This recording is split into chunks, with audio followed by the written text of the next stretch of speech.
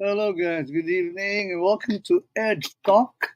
This is our midweek edition, Wednesday night, and this is another meaningful episode. Siyempre, we have students from Fatima. Is that college or university? I think it's university na nga pala, no? College, it was a long time ago.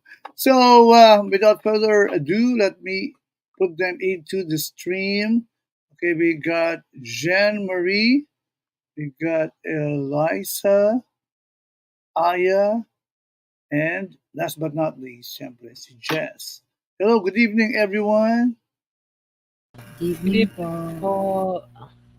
Siguro short introduction muna. Okay, sino sila. Who goes first? Who wants to go first? I think I'll go first na po. Okay. So, So, short introduction about myself. My name is Jess po, and I am the executive assistant of the president of our organization, mhm. Psychological Society, Olfu QC. Okay. Hello, welcome to Edge Talk. Who's next? Ako na po, sagot ko na po ito. I'm Jemmarie A. Molina. I'm the assistant head of the executive committee po. Yun lang po.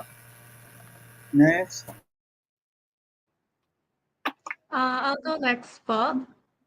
Hi everyone, I'm Aya C. Sabani, a first-year psychology student from Our Lady of Fatima, Quezon City, and I am a committee member of the events committee.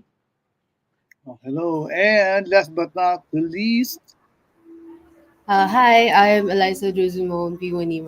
and also first year psychology student, also in events committee of Psychological Society.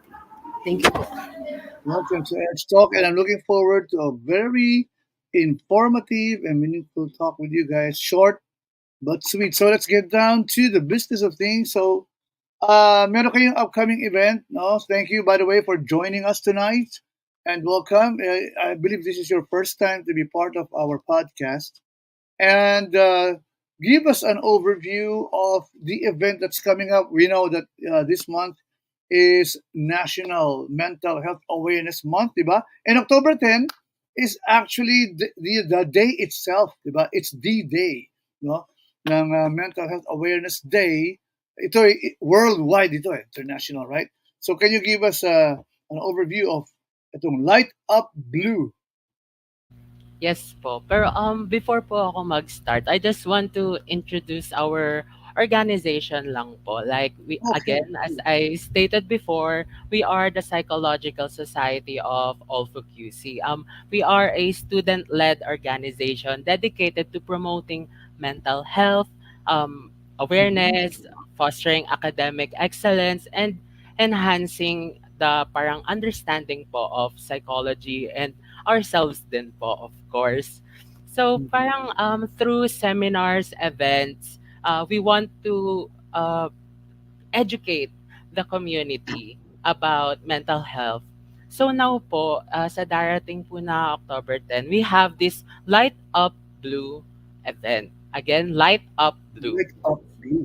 Okay. Yes. So A yung quick, Light Up Blue, sorry, yes. a quick question. What does the color blue have to do with mental health and mental health Um, awareness? Sa Blue po kasi parang parang showcase niya rin po yung hope, and yun na rin po talaga yung naging parang designated color for mental health po. Para Yeah. mabilis po natin ma-identify na, okay, this color blue, it stands for mental health. So, Alright. kaya po tayo nagka-light up blue. Kasi ang initiative po namin is ma-aim na magkaroon po tayo or ma-raise natin yung awareness sa community po natin. Especially po sa amin. Like, I don't think na almost parang lahat po sila is aware na. If aware man po sila, they still lack information. So, we want to parang create an event po to further inform them about mental health and spreading awareness po. Our organization has been a participant na rin po of this event for a few years na rin po. And Oh, this is, nice. yes po. So, this event po, spearheaded po siya by Philippine Mental Health Association Inc. po. And parang from this po, we want to create like a visible symbol of support po. Kasi 'di ba, when it comes to awareness, some people are already aware, but ano, kulang pa rin po sa space or like Mm. sa platform po to express themselves or be vulnerable, or uh, parang kulang din po minsan sa platform where to find help or where to learn more. So we want to spread our hands to Our Lady of Fatima University, Quezon City, and the surrounding university, surrounding community po, to spread awareness din po. By lighting up spaces in blue, communities come together to signify that mental health is a critical issue that deserves attention and understanding. Like, kahit po hindi natin nakikita ang mental health, for example, Mm. unlike physical health po, 'di ba? Kapag nagkasugat ka po, there's a scar. Makikita Correct. po natin na may sugat, may bruise. But when it comes to mental health, 'di ba? Ang hirap po niya ma-justify since hindi po natin siya nakikita. But that doesn't mean po na hindi po siya important. So we want to um sa parang ang pinaka-goal po namin for this event is to push na hindi porket hindi natin nakikita is hindi na mahalaga, 'di ba po? So napakahalaga po ng mental health. So we want to push this um message po by using our event, especially on October 10 po. Oh, that's a very good goal and purpose. Kasi nga, it's all, pag sinabing mental or psychological, it's all inside, no?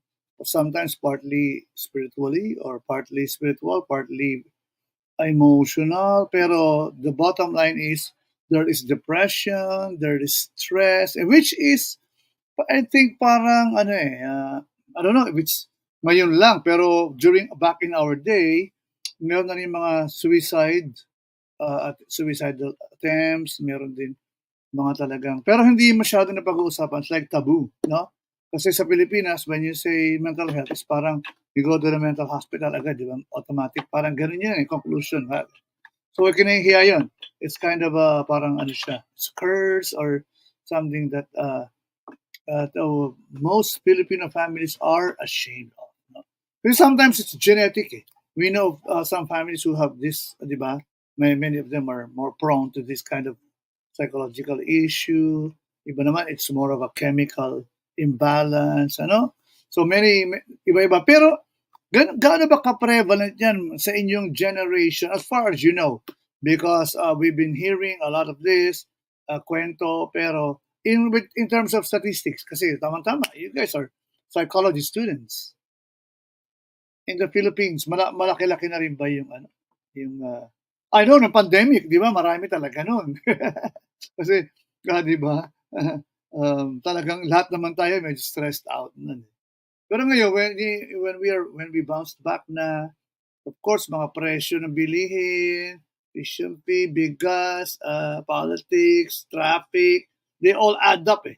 They all add up into what we can take on a daily basis. So what do you think? A point of view, kahit na hindi na masyado about masyadong stricto sa data, no? Pero in your circle of ano lang, in your network, circle of friends, school, family.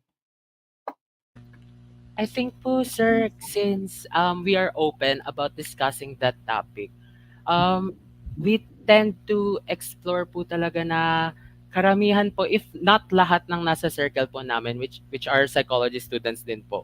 If not Yeah. all, majority po sa kanila either nakaranas na po or may kakilalang nakakaranas po ng, let's say po, depression or other mental health Mm. disorders po. So, I think it's very prevalent na po. And I don't think na ngayon lang po talaga siya. Pero I think since open na po tayo, ang panahon po natin ngayon, para nabibigyan na po siya ng attention Oh, para mapag-usapan. So parang I don't see it as ngayon lang po dumami, pero I see it as ngayon lang po nabigyan ng pansin. okay. Parang So, ganun hindi na po. bawal pag-usapan ngayon. Hindi ka na Yes. masyadong Opo, hindi na po nakakahiya. like sa mental hospital po, hindi na po siya gano'n. Very open na po tayo. O, di ba, you can go to a psychiatrist, di ba? You can go to a counselor nowadays. Ano? So, ano ba yung significance? Oh, by the way, di ba sabi niyo kanina parang more visibility, no? So, there will be, in the event, there be like lighting up of literal na, ano, na blue, low colors or participants in some place, ganyan. This, by the way, will this be a virtual event or an in-house, in-person event?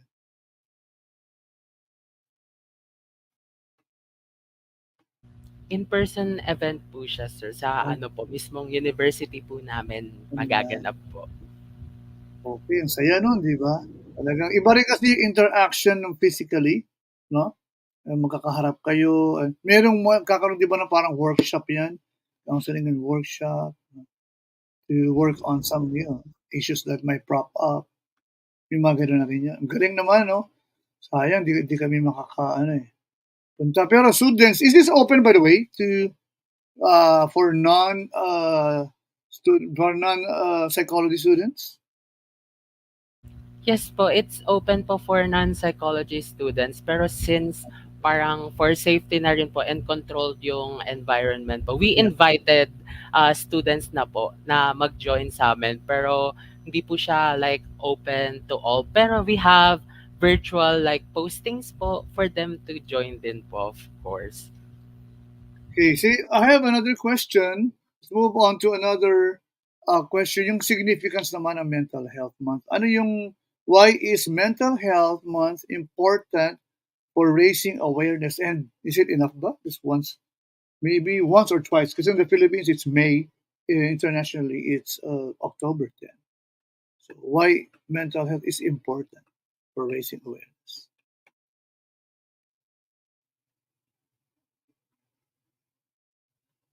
Who wants to answer? All right, go. Go, Um, Jemmarie. for me, at least in general, for what I've experienced, awareness is really the first step to acceptance. And you've mentioned earlier na it's kind of a taboo topic sa Philippines specifically. Yeah. I've experienced a lot of sayings, specifically galing sa parents ko from an older generation na nabanggit nila sa akin na back in their times, when you're rich, depressed, anxious, or diagnosed. Pero kapag you're poor, you're more likely to be called baliw. Yun yung tinatawag sa inyo.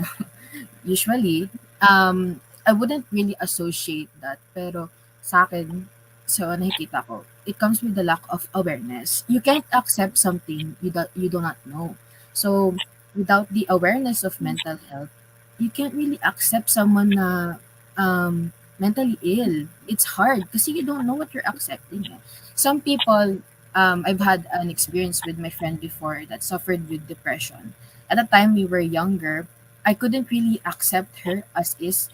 I Mm. was in the perspective na, alam niyo po yung parang, nadadown ko siya in a sense na, bakit kasi ang lungkot mo lagi? Bakit kasi ganito yung nararamdaman mo? Until I realized then na she doesn't think the way I do. And for her, napakahirap ng pinagdadaanan niya. And it was so easy for me to minimize what she was going through because I wasn't aware of what she was actually going through. So I couldn't accept her as is. So to circle back, yung pinaka-impact or yung pinaka-gusto namin ano is i-promote is awareness in general. Kaya siya important kasi yun nga. And like, if you think about it this way, yung pinaka-general na perspective natin sa tao na if meron tawag nila may saltik, may ganun, not. Uh, Malalim na Tagalog yung saltik. So, super. Napaka- Yun yung tatawagin nila if you're being moody, ganun. Ayun. They won't really, without the awareness, hindi mo mapupuna na parang, hindi ganun, hindi mo dapat sila tawagin ganun. You shouldn't treat them like that just because you didn't know. So, as some org namin, in promoting this like of the event, we're also promoting the awareness para mapigilan yun. Kasi some people, nadala na rin na older generation yung perspective na yun nanggagaling. So, why not, for now, in this generation, we try to promote na hindi po tama yung ganun in a much more gentler, in a much more open and acceptable way. That's good. Kasi nga, medyo mas rough din talaga yung, ano, no? Mas magaspang. Our generation, nung time namin medyo, alam mo na, hindi pa uso yung being politically correct. Okay, so let's now move on to your inspiration or motivation. I know that this is already an ongoing annual thing, but ano ba yung inspiration? Maybe as a group, and also I would like to know your personal reasons behind it. Kumbaga yung hugot ng bawat isa sa inyo. Why are you so involved in this? Sige. Yung hindi pa nakasagot, si Elaisa then si Aya. Si Aya. Go ahead, Aya. Go ahead. So, what motivated me personally, Yeah. or Yeah. our organization, which is the Psychological Society, is of course, as members of the Psychological Society, or as, let's say, students of the psychology department, we focus more on the well-being of others, on mental health and how we think. And so once we heard of this event, we were very motivated Mhm. to be able to spread awareness on mental health and to promote mental health awareness through events like these, since events like these are, let's say, well, an aspect, or let's say, para po siyang event na nakakapag-foster po ng mas compassionate or a more Mhm. supportive community on mental health. Since personally, I have seen or I have witnessed a lot of friends and family going through mental health concerns and mental health issues. And I personally also know how it feels going through a very low state.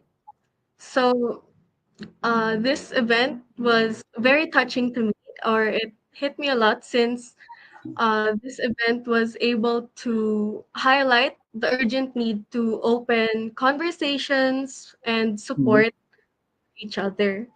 And as psychology students, we recognize that. And even though there are many people that uh, are aware of mental health, there are still a lot of individuals that still feel unsure of their feelings, or if they are able to open up to others, which is why this event is a significant event to encourage each other, to support each other, or lend a helping hand to each other. Yeah, exactly. So, creating a support group is very important, right? Yeah. So, you guys are open to being part of a support group. So, it takes a lot of time, di ba? And patience too, and compassion and empathy, di ba? Especially you guys. So, Janty, may mga ACADS, may mga extracurricular activities, may family duties, no? Sige, si ano naman, si Aya. What's your Yes, inspiration? Were you were you also touched or hit personally? uh, yes, personally, I was very touched by this event, Oh yeah. since Okay. Yeah. It is a goal for, or it has been a dream for me to be able to make a change in society, especially na let's kahit po sabihin po natin hindi po siya very big Mhm. impact sa society natin, but um, it would be a goal or a dream for me to be able to spread awareness talaga sa mental wellness ng isang tao, since uh, not many people emphasize the impact of mental health within each other. So this is a very significant event for me. Yeah, thank you, Eliza. Oh, si Eliza pala. Si Eliza naman. Thank you, Aya. Then also, I will be asking the two others. No? Kasi I would like to also know your personal involvement here, however you touch. Kasi I know at some point in time, all of us, we are emotional people, intellectual, but also we are also emotional. So talagang at some point, we are all challenged in some ways. Differently, of course. Sige, si Eliza. Yeah, so actually, I'm very excited to facilitate or to held this kind of event kasi for me po personally, um, I'm a what do you call that? The oldest daughter of the family. So for me, as someone like me, parang there's no outlet to Mm. to express your thoughts. Kasi syempre, pag 'di ba po pag sinabi po natin panganay, wala po siyang there are the strong people. They're expected to be strong and they're expected to be perfect, like something like that, 'di ba? Not Ganun really, po yung not stigma. naman perfect. Not naman perfect. That's Pressure na. some yes, Don't some way. try to be perfect. Yes, yeah. Some Very way, good. some point, syempre, there's high expectations when you're the oldest, di Oh ba? yeah, that's right. That's right. Yes, for me, Ate, si ate. having, yes, having this event po talaga makes me, as an ate, parang seeing each other na hindi lang ako yung nagsa-struggle in those kinds of expectations. Kasi those high expectations really can affect our mental health. Kasi syempre, pag hindi mo na, when we cannot achieve those high expectations, nada-down tayo, di ba po? Nahirapan po tayo mag-keep up with it. Parang we feel like we failed them as a person. So, seeing this event a way to um, see each other, to seek each other na hindi ka lang nag-iisa. Meron ka ring mga kakampi na they also struggle at they're also vulnerable at this point. So this event is a outlet for me that we can Mhm. be vulnerable and it's okay to feel those kind of things and it's That's right. okay to feel sad. Ganun. It's also good to know na hindi lang pala ikaw, no? Everybody goes through, di ba, at some point in life. Although different degrees. Yeah. So, sige, si Jemmarie.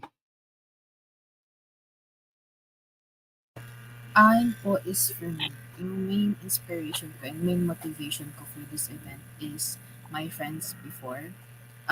Looking back at it now, I'm pretty sure na ang dami po nilang struggles with their mental health that they never really got to open up with, and in a way na I want to learn more about the community itself para man lang, makwento ko sa kanila. We're not in the same university anymore, but I believe that in experiencing something good coming from this event and makwento ko sa kanila na, uy, parang mas open na yung mga ganitong perspective kasi natandaan ko pinagdadaan. I'm pretty sure they're going to feel heartwarmed sa mismong event na to. Although they cannot join me, I believe na matutuwa sila na nagiging open na po yung mga ganitong klaseng bagay. Yeah, yeah. Okay, si Jess. Ayun naman po, since I'm someone po na, if I'm not mistaken, since grade 4, nasa student government mo na po. So, very Wow, involved sa leader, no? Leader. event planning, yes. Um, Tapos, from my first year po, kasali na po ako sa organization na ito. So, Mm. parang I want to dedicate this event to those people na nag-organize, to those people na tumutulong sa mga professionals po natin, mental health professionals po, na I want them to feel na kahit na sila yung tumutulong, uh, they can parang seek out help din. Kasi That's 'di ba right. parang, in my own experience po, kapag ikaw yung organizer, ikaw yung taga-advice or like advice friend, 'di ba? Yung or ikaw po yung mental health professional. Sometimes parang dala-dala po natin yung bigat to the point Yeah. na minsan nakakalimutan po natin na, "Hey, ako tao lang din. Puwede rin ako humingi ng tulong or puwede rin ako maka-relate sa though dapat may limitation since professional setting. But I just want this event, parang tapik lang po sa shoulders ng mga professionals, mga Mm. organizers natin na, hey, mental health awareness is not for other people lang. It includes you. Parang yun po yung main goal ko na hindi porket psychology professor ka or psychologist ka na, psychometrician or psych student ka na kayo yung expected na mas nakakaalam sa mental health. That doesn't mean na hindi nyo need ng Yes, ano of rin, parang course. Kailangan community natin yan. rin. Yes. Yeah. In fact, mas kasi kayo yung ako nga pang may nagpapa-counsel, 'di ba? Parang 'di ba, parang nagiging load mo rin. 'Di ba? Yeah. Sometimes all of these burdens are being unloaded to you upon you. So dapat kailangan din talaga natin to be aware and also meron tayong kanya-kanya din natin na support group or care group. We need each other. Everybody, we need each other. We don't stand alone, di ba? So, mabilis ng oras. Ang ganda kasi ng topic natin, di ba? So, I have a personal question kasi actually we have organized several mga mental health awareness events, especially in pandemic, mga psychologists, mga advocates, and even teachers or professors, doctors, na-interview natin, no, nung time na yon. Kasi everybody was really going through some really heavy stuff, no. Pero my question is this: as a student of psychology, para bang is it more difficult kasi alam mo most of the time alam mo yung kasi kami when I went to college parang psychology 101 lang, 'di ba? 101 o 1 tapos meron din yung logic, mga ganyan. Pero yung kayo nando'n talaga naka-deep dive into, the psychological world. So, especially nowadays, mas marami mga findings, marami mga, 'di ba, because of technology and science and experiments and research, mas malawak na ngayon yung understanding, 'di ba? So, pag ikaw, how do you face it? Like, you're a student, no? Kasi ikaw yung haharap diyan, papaano niyo, how is your coping mechanism, 'di ba? Okey lang ba yung tanong ko? Curious kasi ako, eh. It's from out of curiosity, 'no? Sige, sige. Sino mauna? Ikaw you're the leader. Jess. Yeah, kasi po fourth year student na po ako. Yung iba Oh, po I nating see. Senior. kasama, our first year. Oh, So, wow. parang they are Sige, go starting ahead. their journey pa lang po about Right. knowing, Wait, psychology. Pero as congrats, of Yes, malapit ka na pala graduate, lapit na po, konti na lang talaga. So, Yes. parang for me po, parang hinahandle ko po siya with an open mind, but not just an open mind, pero parang kina-question ko rin po. Kasi 'di ba, hindi naman po porket na may nabasa tayo, open lang tayo, 'di ba? Dapat po meron tayong critical thinking, 'di ba, Right. about it. So, I'm not saying na skeptical ako when it comes to new information, pero let's explore this. If my research, then let's read it and explore kung ano pa yung possible other questions na need. That's about coping naman po. I think taking a break po talaga. Like a me time. Ikaw, Kasi po, me time. Self-care, yeah. Self-care. Yes. Kasi po kapag if we tend to read yung mga bagong research po, bagong information, it's very overwhelming po. Kasi ang dami. Which is, di ba po, goods nga po yun, di ba, na marami. Kasi that means Of course. we are learning more about the human brain, the psychological part of our being. Pero at the same time, minsan po kasi mapapaisip ka, parang ako na to. Mapapagano'n po kayo, eh. Kahit na masama po mag-diagnose sa self niyo kasi it's parang very ekis po talaga yun. Pero sometimes "Ako ba 'to?" Parang imbes na basahin na lang po yung paper, parang sarili na ang binasa. Na-relate ka bigla. Opo, kaya it's very important po na while you're learning more, take Mhm. time din po na mag-rest, na parang Okay. prioritize yourself. Yun po. Right. Self-care is important, no? That's right. Even see our Lord Jesus Christ, he had always time for himself. Mababasa mo yung Bible, di ba? Punta siya sa taas, sa bundok, prayer time, and self, self-seeking, reflection. Tapos, di ba? Ganun yun eh. Tayo pa kaya lalong human beings, di ba? Okay, next. Sino gusto? Sumunod. Kay Jess. Volunteer na lang. Taas kamay. Si Jess na mag-appoint. Mga volunteer. Sige, isa-isa natin. Alphabetical na lang. Aya, then Eloisa, then Jemmarie. O, di ba? Para fair. Go ahead. So my coping mechanism for when I'm feeling down is usually to, as Jess has mentioned, to take time for yourself and magpahinga. This is something that I always told myself. If napapagod, laging magpahinga. Yeah, pwede magpahinga. So Correct. Hindi that bawal is magpahinga, no? that's That's good. That's good. Good yun, good. Self-care. Tama. Rest. Thank you for that. Si Eliza. Yung mine naman po is when something is really heavy.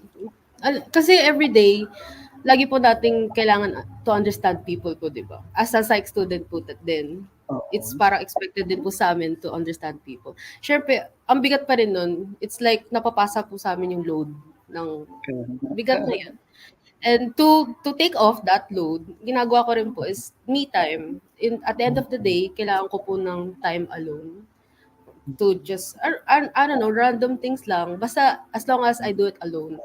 Kasi nakaka-overstimulate po talaga pag may kasama kang iba na, alam mo po yun. So, need ko po talaga ng time alone, makapag-isip po alone. So, there's no other surrounding factors na nakaka-affect po ng isip. So, Do you yun. also like, Yun po. kayong apat din, okay ba yung mga comfort food? Like, do you have your favorite comfort food? Or, ano si Jess? Siyempre. Okay, si Jean-Marie. Jean-Marie. Actually po, ako po ata yung nabanggit ni Kuya Jess na first year po.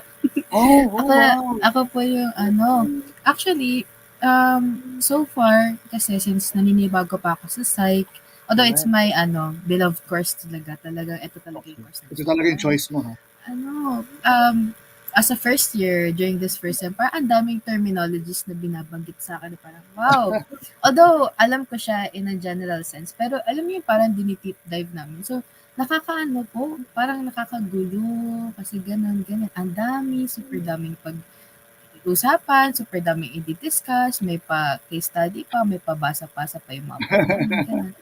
And syempre nakakapagod. And similar to them, at the end of the day, I also find, parang, I'm also looking for just, punta lang ako sa kama ko, matutulog ako, parang me time. Pero, sa akin Yeah. naman, I also look for my friends din kasi, parang ganun. Parang, kasama ko yung mga people that I'm learning with, but at the end of the day, Okay. after resting on my own, I'm looking for my friends talaga. They're really my comfort. Yun po yung coping ko sa kanila. Rest and then my friends. Guys, when you say rest, wala mo ng social media, no? Wala mo ng, tama ba yun? Depende. Depende on how you look at it. Yung kanya-kanya perspective yan. Everybody, each person is unique, di ba? So, let's go back to the event. Very interesting kasi to be part of an event kasama people like you, no? I'm sure the attenders will learn a lot, and especially will have ano din ba, mga guest speakers din, resource persons, and other things that you will do, right? So, napaka-interesting. So, ano ba yung pwedeng, yung gusto ninyong i-share para ma-motivate din yung ating mga would-be attenders that your invites for October 10, no? Sige, para ma-motivate sila. And your message then, the message you want to share uh, to them. And also, syempre, invite nyo na rin sila. Isa-isa na lang natin din. Izo-zoom in ko na lang kayo para medyo maganda naman yung ano natin, yung view. Okay, si Jess ulit muna. Yeah. Parang for me po, I just want people to realize that your mental health matters. Kasi parang sometimes po, 'di ba, kapag iniisip natin na ay ganito ako, for example po, pasok natin na fourth year student na ako, dapat hindi na ako na-overwhelm sa ganito ganyan. That's not it, 'di ba? Mm.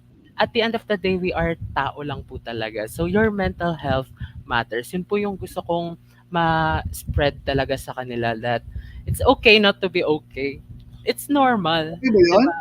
Is it Yes, okay not to be okay? yes, it's very okay not to be okay. Ang hindi okay Yeah. is parang stigmatize yung not being okay, 'di ba? Oh, Let's not do that. Kasi tama. we have up, parang goods yung energy natin, good yung mood, Yeah. meron ding down times. Let's normalize having that downtime. Okay. 'Di ba? Yun po yung pinaka one kong key message for our event. Yeah. So happening this hindi, isa-isa muna then finally you will wrap it up. Okay? Sige, si Elaisa. Elaisa. For me, yun nga po, gaya din po sabi ni Kuya Jess po, mental health is super important po talaga. Kahit, yun nga, sabi din po kanina, kahit na hindi natin siya nakikita, it's still important kasi nakaka-apekto pa rin po sa everyday life po natin yun. Parang taking care of our mental health is also taking care of our body. Ganun po. Exactly. Yes. All right. So si